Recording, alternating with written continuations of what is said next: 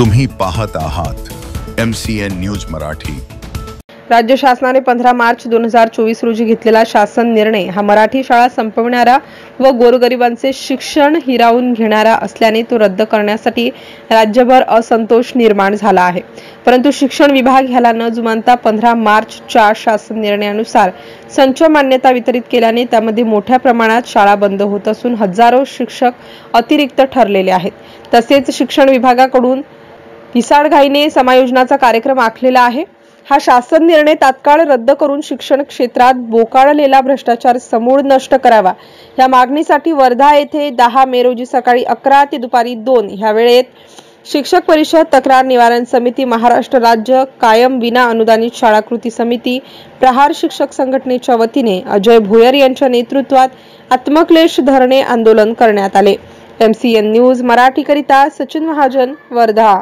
मे 2025 छत्रपती शिवाजी महाराज यांनी स्वराज्य आणि सुराज्य निर्माण करण्यासाठी आपलं अख्खं आयुष्य खर्ची घातलं। त्या छत्रपती शिवाजी महाराजांच्या नावाने ते राज्यकर्ते राज्य करत आहेत आणि त्याच राज्यामध्ये बेरोजगार आणि अशिक्षित पिढी निर्माण कशी होईल याच्याकरता 15 मार्च 2024 रोजी एक शासन निर्णय निर्गमित केला आणि त्या शासन निर्णयामुळे राज्यातील हजारो माध्यमिक शाळा बंद पडणार आहे।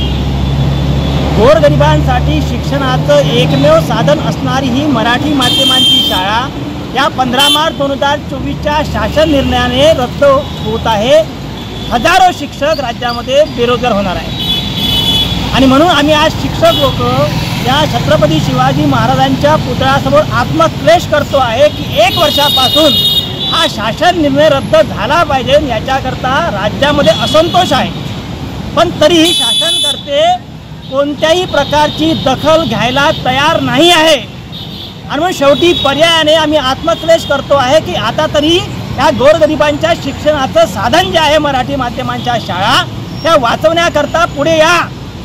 ज्या राज्यामध्ये आपण शाहू फुले आंबेडकरांचं नाव घेतो, त्यांच्या नावावरती राज्य करतो आणि ज्या छत्रपती शिवाजी महाराजांचं नाव घेऊन आपण राज्य करतो त्यांचे विचार पायमल्ली तुडू नका, गोरगरिबांच्या मुलाला शिकू द्या, ही आमची आर्त हाक या माध्यमातून आम्ही करतो आहे।